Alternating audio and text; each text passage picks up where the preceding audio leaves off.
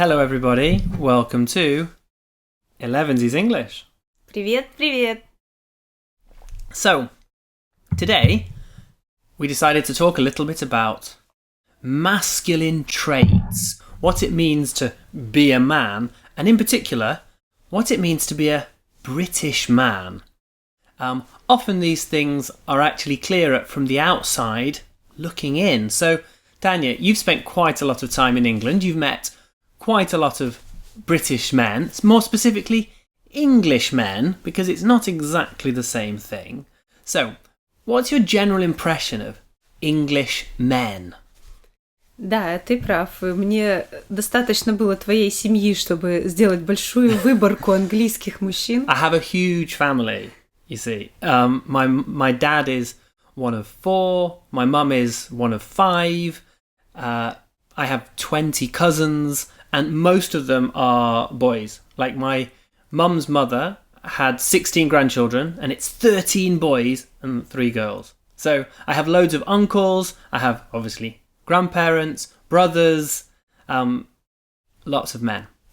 Да, очень много мужчин разного возраста. Это были и дети, и подростки, и мужчины твоего возраста, нашего с тобой. Это твои друзья, это те, с кем я общалась, да, жены и мужья разные, в общем.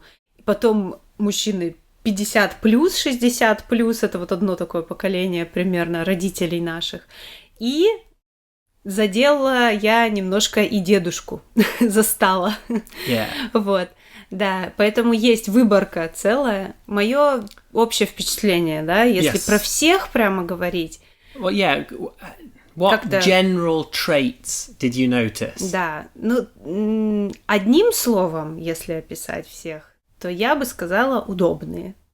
Right. Это такой, может быть, это и негативно для кого-то, но в целом, ну, мне кажется, общество так работает, поэтому ничего страшного в этом нет. Но это так. Мужчина в Британии, в Англии удобный. So can you elaborate? What does that mean? Он, что это значит? Он мягкий, идет на компромисс, всегда вежливый, он не ругается, не кричит, не злится. Злых мужчин я вообще не видела. То есть, ну, вообще. Ну, даже если мы сравним с Россией, я езжу за рулем, да, мы жили в Петербурге, мы жили здесь, я жила в поселке Пиндуши. Злости и проявления именно эмоций гнева я видела намного больше в России, чем в Англии. Это всегда какая-то улыбка, всегда покладистость, мягкость, тактичность. Это такой мужчина, который он как бы всегда рядом, чтобы удовлетворить женщину. So in the family then, like maybe you saw from my dad or my granddad or my brothers in their families, what do you think what's the role of the man? You know, what should a man be doing at weekends, for example, or in the evening? Because obviously in the daytime, the man goes out to work. It's very important. The British man is a provider and he should have a full-time job. Daniel, you're looking at me. Не всегда. Совсем нет. No, but I know who you're thinking about. Ну, не один человек такой. But if they have a family, there's a lot of judgment. There's still judgment of men who don't work. Mm-hmm. Yes, we do know some men, particularly of my generation or younger, who have chosen to opt out of the traditional way of living because actually they think that it's rubbish to work and, you know, actually what's the point? I'll just live life for myself and be an individual. But I would say society still says a man should be a provider, and my parents' generation very strongly judge those young men who don't work enough, I would say. Especially if they're family men. Fair enough? Ну, я бы так не сказала. No? Я не согласна. Нет, осуждения неработающему мужчине сейчас уже намного меньше, я думаю. Конечно, родительское поколение, скорее всего, же судит, но в целом я думаю, что это все очень ослабло сейчас, потому что мужчина на данный момент вынужден как бы быть таким очень удобным, мягким для женщины. То есть, что я увидела? Я увидела, что роль мужчины в том, чтобы в целом следовать за женщиной. Во всем. То есть, она ведущая в семье, это всегда ведущая мама, это всегда все абсолютно ведущие женщины. Сила в руках женщины, решение в руках женщины. Мужчина, он такой, просто ты большое исключение вообще из правил. Вот ты конкретно. А так, таких исключений, как ты, очень мало. В основном это мужчины, которые отдали ответственность женщинам. И поэтому они выглядят очень веселыми. Они всегда практически в хорошем настроении, они всегда улыбаются, очень редко, когда мужчина чем-то недоволен. Он, в принципе, всем всегда доволен. I think that your job as a man is actually to be more like it's to be a helper and an entertainer. Помощник и when развлекатель. You are in the company of women. And I think that's a really important point to make. That for a long, long time, British society was very segregated by sex. So from the Victorian times, men went out to work. So they were out of the house all day, working in a mine or working in a factory or in a quarry or on a farm. They weren't at home. So the home was the woman's domain, and the man's domain was public life. And even all the leisure activities. Men had their own leisure activities. The golf club, football, cricket, rugby. Women didn't do any of these things. And so men only spent, I don't know, half an hour a day, an hour a day with their wives. And what was their role during that 30 minutes or an hour? It was to be very nice, friendly, cheerful, entertain their wife a little bit, brighten up her day. Bring the news. Принести что-то в руках, да? Yeah. Добыть деньги и иногда развлечь. Yeah. So we had this separation, and there was man's world where men could be much more masculine. It even goes back to the time of school. So traditionally, English schools were also sex segregated. There were boys' schools and girls' schools. And in a boys' boarding school, where all the children of the aristocracy went, there were more or less only men. All the teachers were men. Obviously, all the kids were men. And women worked in the kitchen or did the cleaning. But it was an exclusively male environment, a little bit like the army. And all the men who would become leaders of the country went through that process. And they were away from women. Mm-hmm. Mm-hmm. So that's how it used to be. There was a man's world where a man could be manly, make men's jokes, be more aggressive, be more traditionally masculine. And there was a woman's world where and it was considered rude for a man to bring any of that masculine stuff into the woman's world. Mm-hmm. Mm-hmm. It was supposed to be kept separate from women. But what we've seen over the last 50 years or so is that women have started to move into every area of life which was previously male or masculine. So an example is like football stadiums. They used to be exclusively male environments, and you possibly know about British hooliganism, really aggressive, violent men. Now British stadiums, they are, you could say, sanitized. The whole experience is sanitized. No swearing, don't be rude, don't shout, don't be aggressive. That's just one example. The workplace now, in most workplaces, there are as many women as men. But as soon as a woman comes into the male space, men have to change their behaviour. Because you're not allowed to display these male qualities in front of women. That's our culture. Yeah. And so what happens is men have been encouraged to leave behind or put to one side all their male qualities or traits.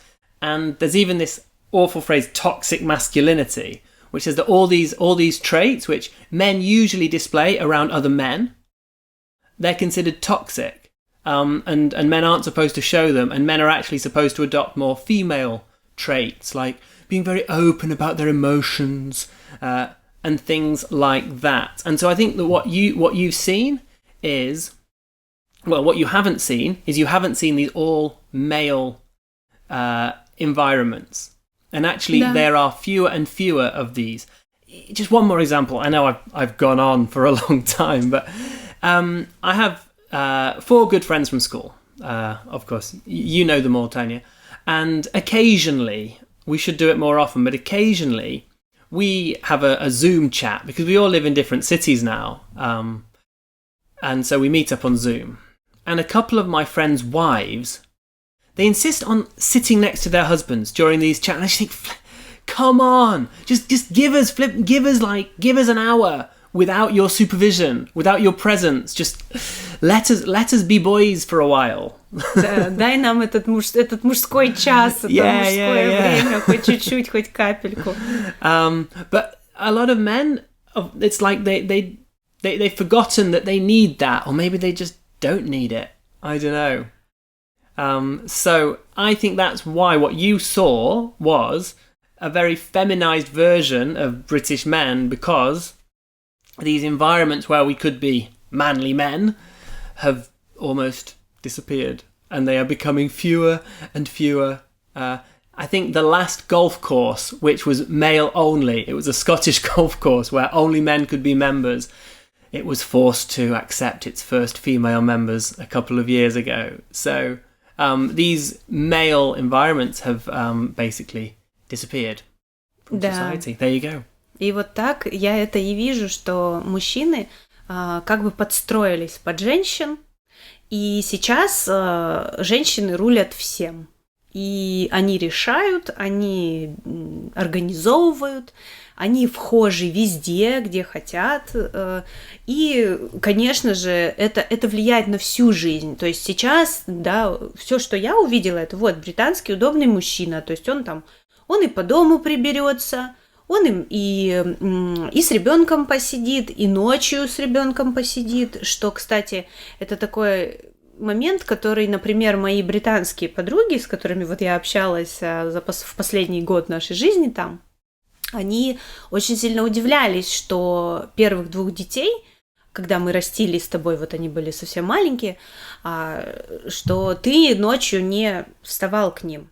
Ну, типа, как это? I can't feed them, can I? So what's да, the point? ну, то есть они не понимали, как такое может быть, что я одна эти ночи все, ну, то есть моя ночная смена была единственная, не было смен, что там мужчина и женщина меняются, то есть у них, ну, есть идея равенства, конечно, что как будто бы, типа, мы все равны, и мужчина с женщиной делят ответственность и делят какие-то обязанности и все такое. Но на самом деле, если честно, то уже не делят, уже скорее перевернулись вот эти как раз обязанности, и скорее переворот в обществе произошел. То есть вот то, что ты описываешь, что когда-то мужчины действительно доминировали во всей публичной жизни, и они в спорте, и везде были представлены, а женщины нет, то теперь как будто бы женщины пытаются забрать свое, и они уже забрали, в принципе. Они забрали уже и свое,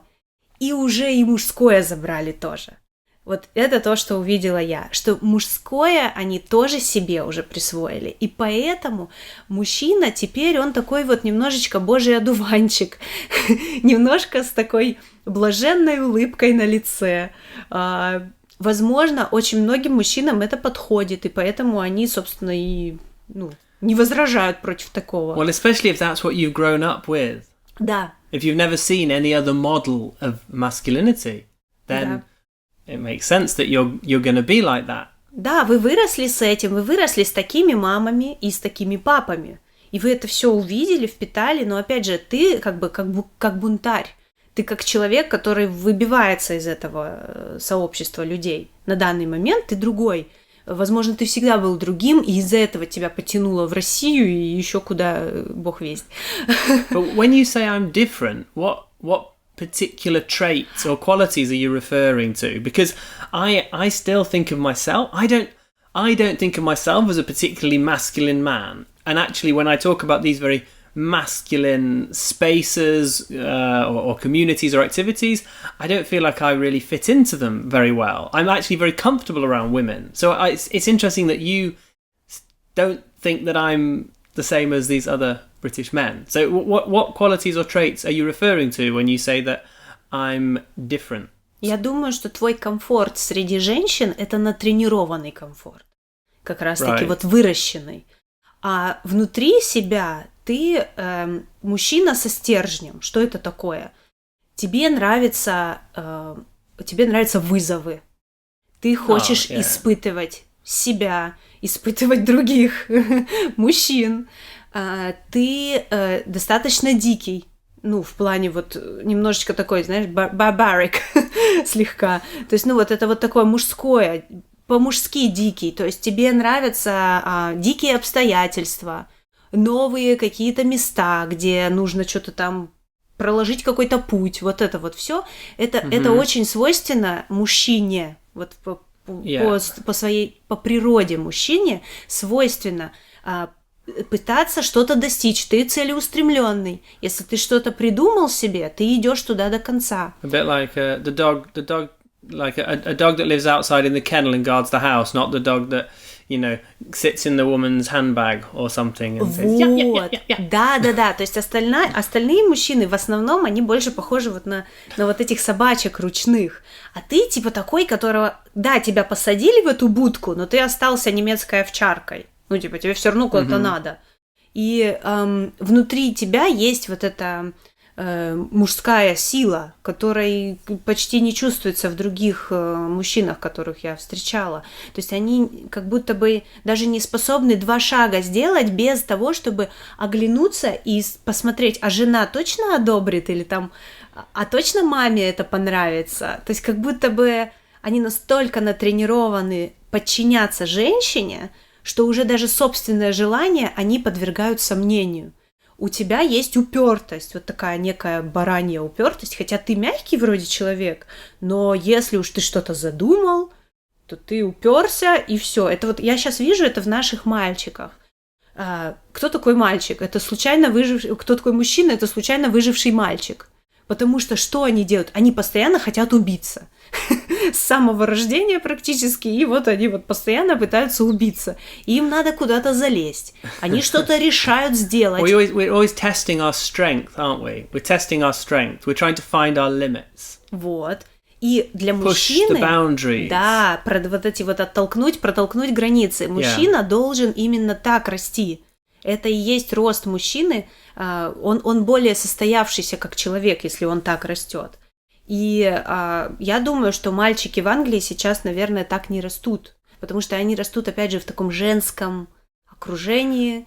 Yeah, I mean, if you go to in Britain, usually you go to preschool or nursery from the age of 1. You're surrounded by women. Then you go to primary school. You're surrounded by women. Secondary school, it's still mostly women, and everything is strictly controlled. And boys don't have a lot of opportunities to test their strength or explore their limits. Whereas if we talk about education, the old boarding school model, boys had all sorts of opportunities to, explore these limits. They were encouraged to do a lot of sports, to go hiking, the scout movement as well. That was also a way for boys. Он вообще существует сейчас? Вообще there are scouts, yeah, but of course, again, it's они, по-моему, ничего такого не делают, такого вот, чтобы прям им было некомфортно. То есть они не оказываются в некомфортных условиях. Yeah. А мужчина закаляется вот как раз в таких условиях. We have a phrase called safetyism. I don't know Безопасность, на первом месте. It's safetyism, where you're encouraged to avoid risk at all costs. So, for example, even playgrounds, they're so much less fun than they used to be 20 or 30 years ago, because all the fun climbing frames, for example, were considered too dangerous, and so they were removed. And all sorts of games that we used to play at school or on camps, for example, it's not possible to play them anymore because they're considered too dangerous. What if something terrible happens? Mm-hmm. And so eventually you find that there's less and less risk in childhood, and so boys don't get these opportunities to test themselves. Да, для меня вот эта вот храбрость, смелость, вот она в мужчинах как бы обычно проявляется как? Вот смелость попробовать, да? Смелость, ну да, пусть я облажаюсь, но я попробую. В мужчине что главное? Главное действие, что он может действовать, делать. А во всех тех мужчинах, которых я видела вот в Британии, в них есть страх действовать. Они как будто даже и хотят, но по итогу они будут делать, но будут делать только то, что до каких-то пределов, то, что позволено, то, что обозначено какими-то рамками. Вот. У тебя есть эта смелость. Почему ты добился того, чего ты добился, да? Твой блог развился и все такое. Ты бы не смог этого сделать, если бы какой-то вот элементарной смелости в тебе бы не было. But, and there is a but, which is, I can be brave, but I can't put a woman at risk. I never want to put you at risk. And perhaps that's one reason why the idea for me of going on like family holidays, for example, it doesn't appeal to me so much because, yeah, I can go and do these dangerous things myself and I can take the boys because they're boys. But I don't want you to ever be in a position of danger. And so I think, again, British men have this mentality, especially in the workplace when suddenly women are always there. Well, you've got to look after the women. So you can't take the risks because you have to look after the women. То есть ты не двигаешься. Because risk-taking is a male thing that we do with other guys. Да, рискованность, да, вот это. But the women need to be looked after, and I think I feel that very strongly. Ну и по сути вот этим мужчины сейчас британские и занимаются. Они все время ухаживают за женщинами, которые стали смелыми, которые стали как раз делать все, что они хотят. Yeah, and if you watch Disney films, for example, obviously that's from America, but that's the model that you see. Girl should be strong, girl should be brave, girl should take the lead, girl should study science, be superheroes. And boys, no, just let the women in to your spaces and definitely don't try to be too strong or try to tell anybody what to do. Да. So, I hope that was interesting for everybody. I feel like we could talk about it for hours, and actually Tanya and I do talk about these things for hours. But I hope that for you that was an interesting little introduction to what goes on in the minds of a British man or perhaps even a Western man. I expect many of you have foreign husbands, and you have experience of British men or German men or Italian men or American men. Tell us what you think of them in the comments. What general traits do they have that perhaps are different to the men that you grew up with in Russia or a former Soviet country? И, возможно, среди вас, ну, конечно же, мы видели по статистике, есть русские мужчины, которые хотят написать свое слово, и еще женщины, ну, русские женщины, которые могут что-то сказать про русских мужчин. Я не буду, да, об этом говорить, я не считаю себя вправе. Свои наблюдения про британцев я с удовольствием расскажу. А про русских мужчин, пожалуй, я придержу коней. Well, you've never lived with one. Конечно, really, so. Конечно. То есть я не думаю, что я имею право. То есть есть какие-то вещи, которые я наблюдаю, но не буду ими делиться. All right. Bye, everyone. Thanks for watching. Bye. Пока.